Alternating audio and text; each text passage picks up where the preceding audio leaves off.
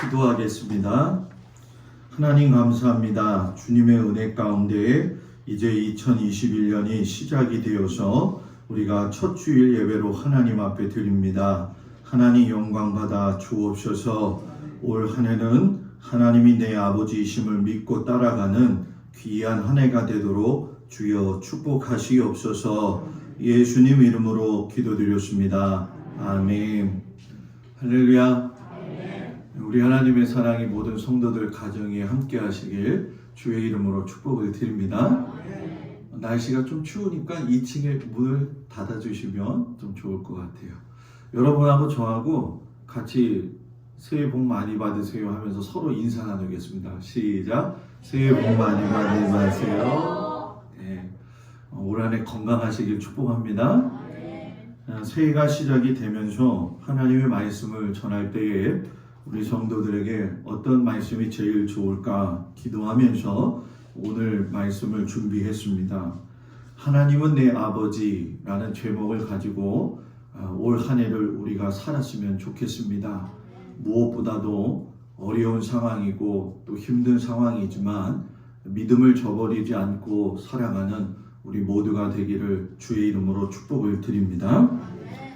이상화 시인을 여러분 잘 아실 겁니다. 이분이 지은 시가 여러 가지가 있지만 그 중에도 일본에 대해서 대표적인 저항시를 나타내는 것이 있는데 아마 여러분들도 들어보셔서 아시겠지만 빼앗긴 들에도 봄은 오는가 라고 하는 시가 있죠. 지금은 남의 땅 빼앗긴 들에도 봄은 오는가. 그러나 지금은 들을 빼앗겨 봄조차 빼앗기겠네. 봄의 들판에 섰던 이상화 시인이 일제에 의해서 나라를 빼앗긴 조국의 현실을 바라보면서 과연 이 빼앗긴 들에도 봄이 올 수 있을까 하는 의구심을 가지면서 지은 시지요. 실상 여러분 이상화 시인뿐만이 아니라 그 당시에 많은 사람들도 똑같은 마음이었을 거라 생각이 되어져요. 너무나도 어려운 일제 시대를 살아가면서 척박하기 그지없는 그런 삶 가운데에서도 자연의 이치는 쉬지 않고 돌아오는 모습을 보게 되니까 여러 가지 만감의 교차가 이루어 나올 것을 우리가 생각할 수 있지요. 그런데 이 이상화 시인이 이야기하는 그 마음의 중심 내용은 이거죠. 현실적으로는 아름다운 들판이 눈으로 보이기 때문에 걸어가고는 있지만 지금 들판에 봄이 온다 할지라도 너무나도 어렵고 마냥 기쁘지만은 않다라고 하는 그런 마음이죠.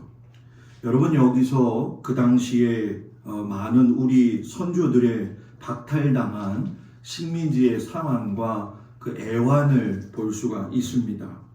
여러분 오늘 우리가 구약의 말씀을 읽었는데 이 구약에 있는 말씀도 그 모든 상황이 그때하고 비슷한 상황입니다. 예레미야 선지자는 여러분들이 잘 아시는 것처럼 눈물의 선지자죠. 당시에 이스라엘 백성들이 나라가 망해가지고 자유를 빼앗긴 삶을 살고 있었어요. 아수르의 공격을 받아가지고 많은 사람이 죽거나 많은 사람이 포로로 끌려간 아주 암울한 상태였지요. 들판에 봄이 왔어도 그 감동을 같이 누리지 못했던 우리 민족의 현실과 똑같은 상황이었어요. 그렇게 여러분 100년의 세월이 흘러가는데 얼마나 많은 시간이 흘러가면서 낙심이 되겠습니까? 사람이 낙심이 되어지면 희망을 잃어버려요. 저는 우리 성도들에게 올 한 해 축복하고 싶은 것은 낙심되는 상황이 있다 할지라도 포기하지 말고 믿음을 가지고 이겨가는 은혜가 있기를 축복합니다. 포기는 여러분 누가 할까요? 누가 셀까요? 배추를 세는 사람만 쓰는 것이지 우리 믿는 사람들은 포기라는 말을 쓰면 안 될 줄 믿습니다. 점차 희망을 잃어가고 있는데 북이스라엘을 향해서 하나님께서 예레미야를 통해서 말씀을 하시는 거예요. 그런데 여러분 성경을 잘 보시면 아시겠지만 예레미야는 북이스라엘에서 활동한 선지자가 아니었습니다. 남유다 왕국에서 활동하던 선지자였어요. 그런데 여러분 그렇지만 남의 일에 간섭하는 거 싫어하지 않습니까? 이런 상황에서 예레미야가 유다의 예언을 회복하고 이야기해야 되는데 망해버린 북이스라엘 나라를 위해서도 회복이 있을 것이라고 예언의 말씀을 하고 계시는 거예요. 실상 여러분 남유다 사람인 예레미야가 북이스라엘의 희망을 위해서 메시지를 전달한다는 것은 몇 가지 상황에서 당시에는 이해되지 않는 그런 일들이었어요. 왜냐하면 여러분 잘 아시겠지만 남유다가 이 북이스라엘 관계 속에서 편안한 존재는 아니죠. 우리나라도 북한과 관계가 좋지 않은 것처럼 이스라엘이 두 쪽이 나면서 북쪽에 있었던 북이스라엘과 남유다의 관계가 좋지 않았어요. 그 원인을 살펴보니까 과거에 아수르가 쳐들어왔을 적에 시리아하고 북이스라엘이 힘을 합쳐가지고 동포였던 남유다를 침공했기 때문에 그때의 상황을 이야기할 적에 뭐라고 이야기하냐면 숲이 바람에 흔들림 같이 흔들렸더라 라고 이사야 선지자가 이야기를 합니다. 그러니까 내려와서 흔들어 놓았던 것이 너무나도 어렵고 힘들었다라는 얘기죠. 100년이 지났지만 시리아와 손을 잡고 같은 동포가 남유다 왕국을 갖다가 잡고 괴롭히고 또 전쟁을 일으켰으니까 갈등이 최고의 고조 상태에 있었다는 거예요. 그런 상황에서 예레미야 선지자가 여러분 동족인 북이스라엘에 대해서 깊은 애정과 사랑을 가지고 하나님의 말씀을 전해요. 오늘 31장 7절에 보면 대언하는데 이렇게 이야기하죠. 여호와께서 이와 같이 말씀하시니라. 너희는 여러 민족의 앞에 서서 야곱을 위하여 기뻐 외치라. 너희는 전파하며 찬양하며 말하라. 여호와여 주의 백성 이스라엘의 남은 자를 구원하소서 하라 라고 이야기해요. 실상 여러분 예레미야가 하나님의 말씀을 대언하는데 북이스라엘의 백성들의 입장에서는 굉장히 기분이 안 좋았어요. 과거에 남아있는 앙금 같은 문제가 있기도 했지만 메시지 자체가 나라를 잃고 포로 생활하는 사람들에게 기뻐하라 기뻐하라 이야기하니까 기분이 좋겠냐는 거예요. 여러분들이 어려움을 당하고 있는데 제가 여러분들한테 기뻐하라 기뻐하라 기도하세요 기도하세요 라고 하는 것과 같은 이치죠. 사람이 어려움을 당하게 되면 귀를 열어야 할 것이 사람들의 말이 아니라 하늘을 향해서 하나님을 향해서 귀를 열어야 될 줄 믿습니다. 뭐가 그리 기뻐할 게 있냐라고 기뻐하고 외치고 찬양할 이유가 어디 있냐고 얘기했던 그 당시에 있는 모든 사람들에게 예레미야 선지자가 더 강하게 외쳐요. 9절에 보면 그들이 울며 돌아오리니 나의 인도함을 받고 간구할 때에 내가 그들을 넘어지지 아니하고 물 있는 계곡의 곧은 길로 가게 하리라. 나는 이스라엘의 아버지요 에브라임은 나의 장자니라 라고 이야기를 해요. 여러분 구약 성경에 보게 되면 하나님과 우리와의 관계를 이야기할 적에 여러 가지 모양의 표현들이 있어요. 여러분 시편에 보게 되면 여호와는 나의 뭐예요? 목자시니 나는 그의 어린 양이다. 이렇게 이야기를 하죠. 하나님이 나의 목자라는 것은 내가 또 그분의 어린 양이라고 하는 것은 하나님이 나를 돌보신다라고 하는 그런 의미가 담겨져 있어요. 또 우리가 신약에 들어와서 보게 되면 예수님을 이야기할 적에 신랑이다. 그리고 우리를 이야기할 적에 뭐라고 이야기하죠? 신부다라고 이야기합니다.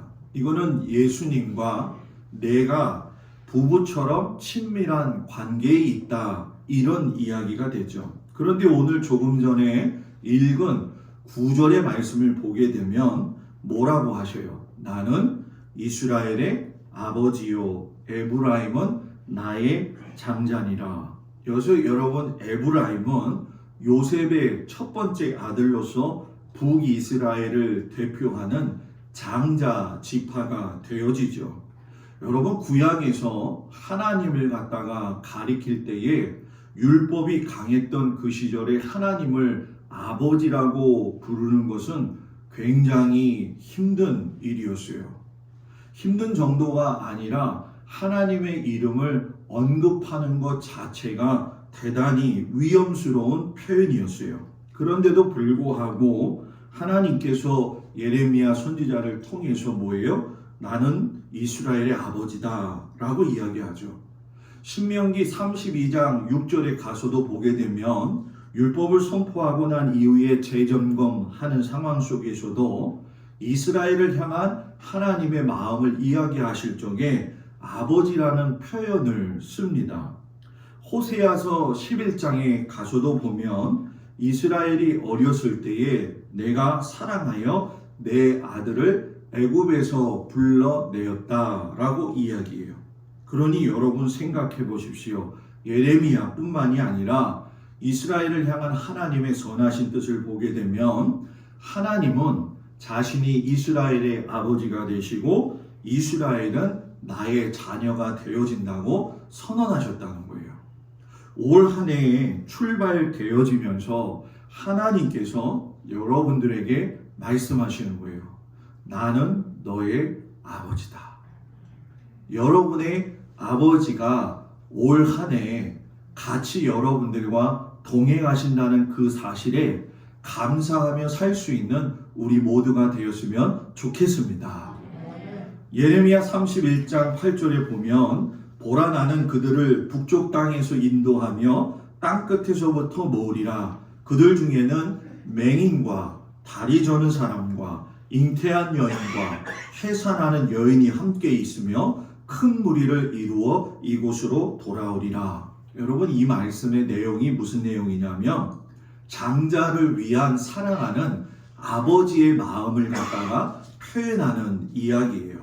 하나님이 자기 자녀들을 모으시는데 포로 생활을 하는 곳으로부터 내가 너희들을 친히 뭐예요? 인도해낼 것이고 조국으로 돌아오는 행렬들 중에 보게 되면 연약해가지고 어떻게 보면 자칫 제외될 수 있는 맹인, 다리 저는 사람, 잉태한 여인, 해산하는 여인까지 내가 다 그들을 갖다가 감싸 안아서 데리고 올 것이다 라고 이야기를 해요. 여러분 생각해 보세요. 입장 바꿔서 내가 정말 어렵죠? 곤고하죠? 힘들죠? 어떻게 보면 그 행렬 가운데에서 떨어질 수밖에 없는 상황인데 하나님이 나를 끝까지 책임지시고 인도하신다는 거예요. 그러니까 성경에 보니까 뭐라고 이야기하냐면 그들이 울며 돌아온다라고 이야기해요. 왜? 자기가 비록 곤고하고 피폐한 삶 가운데 있었다 할지라도 하나님이 나를 데리고 나를 인도하시고 오셨다는 그 사실에 너무 기뻐가지고 울었다라는 얘기예요.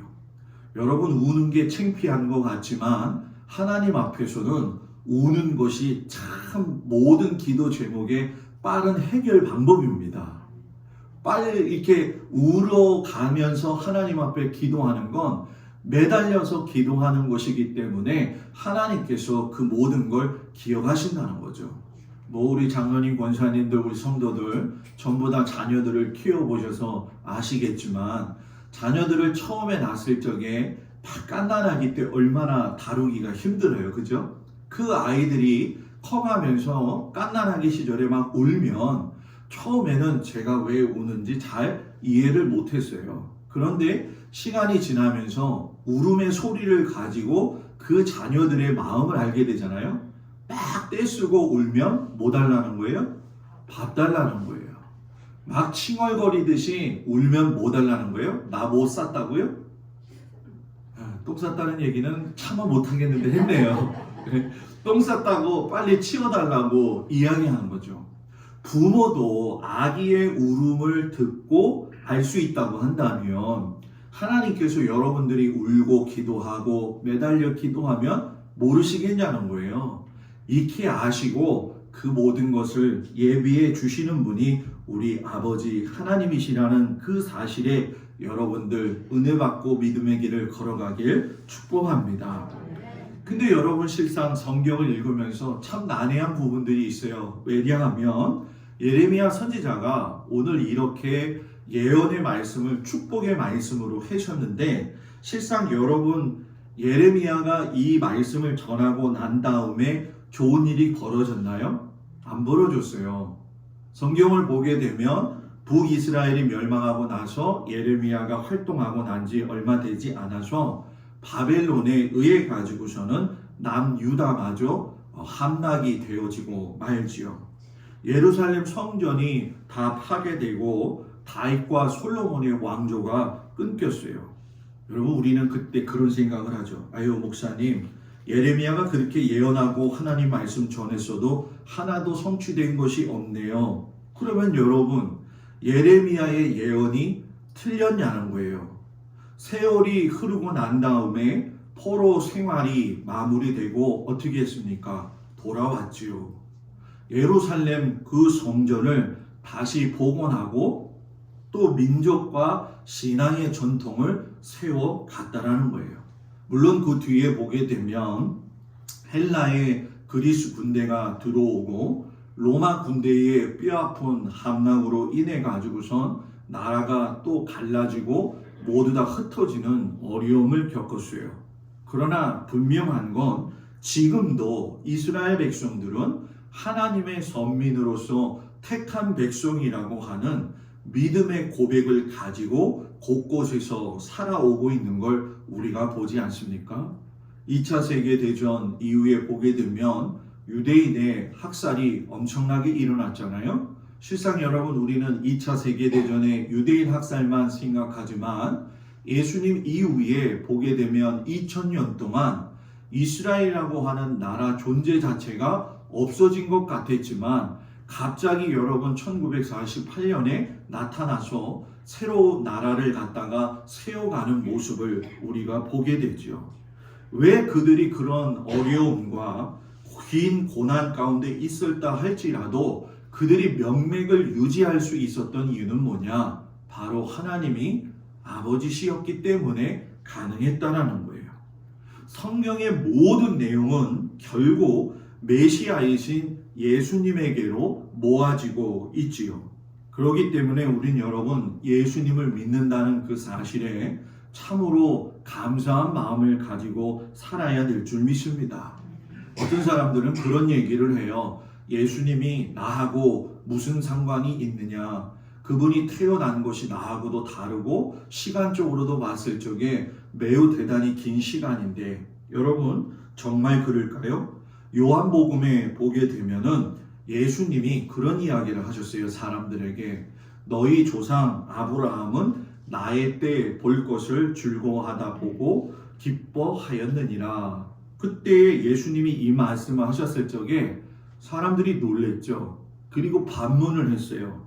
야, 네가 아직도 50세도 안 되었는데 아브라함을 보았다고 할 수 있느냐? 그때 예수님이 뭐라고 하시냐면 진실로 진실로 너희에게 이르노니 아브라함이 나기 전부터 내가 있었느니라 라고 이야기하셔요. 여러분 황당한 이야기일까요? 아니죠. 예수님이 희망이셨고 먼 시대를 초월해서 지금도 과거의 하나님은 현재의 하나님이 되시는 것이고 현재의 하나님은 또한 미래의 하나님이 되어 주신다는 거예요. 우리의 희망은 예수님밖에 없습니다.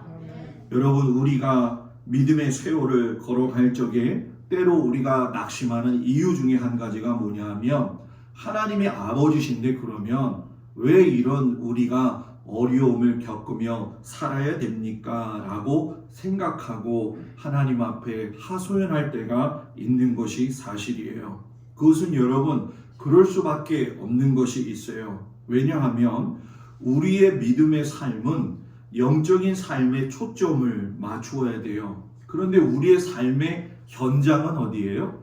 지금 이 시간, 이 공간이라는 거죠. 그러다 보니까 하나님께서 미래적이고 거시적으로 희망적으로 주신 것을 보기보다는 내 현실에서 현실적인 희망이 더 좋아져야 된다라고 생각을 하는 거죠. 여러분, 현실적인 희망이 뭐겠냐는 거예요. 인생에서 누리고자 하는 모든 것들, 목사님 천국에서 당연히 거기 가면 기쁘지요. 그러나 지금 살 때도 기뻤으면 좋겠어요 라고 하면서 풍족하게 누리기를 원하죠.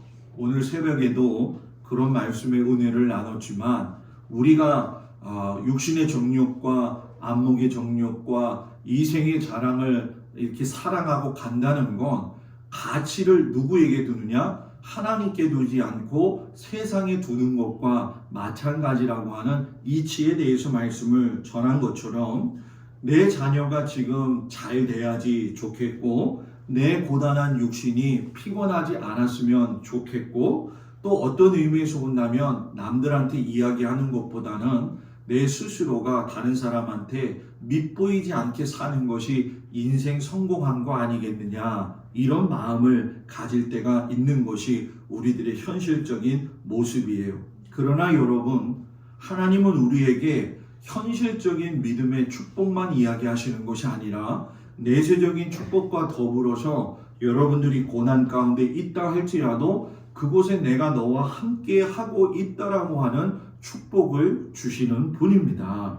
어떤 상황 속에서도 하나님이 내 아버지시라고 하는 믿음을 잃어버리지 않는 여러분과 제가 되어지기를 축복합니다. 그래서 2021년을 시작하면서 올해 앞으로 어떤 일이 벌어질까 걱정하지 말고 내가 하나님과 어떤 사이가 되어질까 이런 것을 가지고 하나님 앞에 기도한다고 한다면 올 한 해의 시작이 너무 감사하지 않을까요?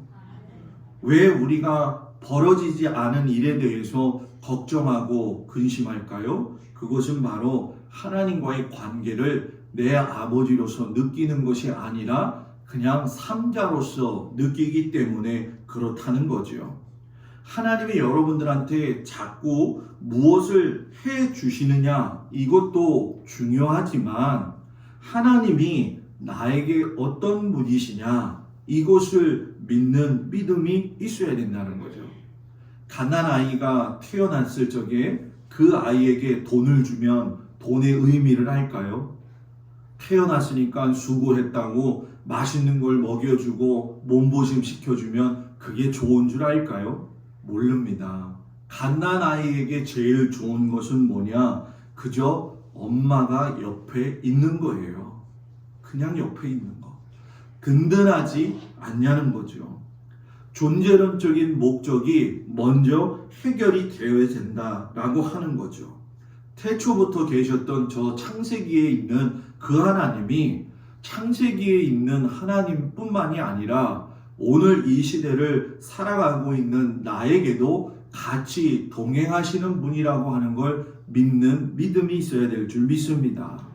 오늘 우리가 에베소서 말씀을 읽었지요. 그 말씀에 보게 되면 시작이 찬송하리로다 하나님 곧 우리 주 예수 그리스도의 아버지께서 그리스도 안에서 하늘에 속한 모든 신령한 복을 우리에게 주시되 곧 창세전에 그리스도 안에서 우리를 택하사 우리로 사랑 안에서 그 앞에 거룩하고 흠이 없게 하시려고 그 기쁘신 뜻대로 우리를 예정하셨다. 이렇게 말씀하셔요. 여러분, 찬미하는 이유가 뭡니까? 하나님께서 창세전부터 우리를 복내려 주시려고 하나님께서 인도해 주셨다라고 하는 믿음의 고백이 있으니까 찬양을 안 할 수가 없다라는 거예요. 여러분, 바울이 말하는 신령한 복이 무엇이겠냐는 거예요. 이 신령한 복은 하나님이 나를 부르셨고 자녀 삼아 주셨다는 거예요. 바울은 여러분 정말 어떤 의미에서 보면 하나도 진짜 부러움 없이 살 수 있는 사람이었죠. 그의 출신이나 그의 가문이나 그의 가지고 있는 권력이나 여러 가지 모든 면에서 완벽한 사람이었는데 그가 하나님의 아들이 되기 위해서 예수님을 따라갔다라고 하는 그 의미는 여러분 잘 우리가 생각해 보아야 될 중요한 이 터닝 포인트의 삶이 무엇인지를 가르쳐 주고 있는 거죠. 그가 사회적 지위를 버렸다고 해서 보상을 받았나요?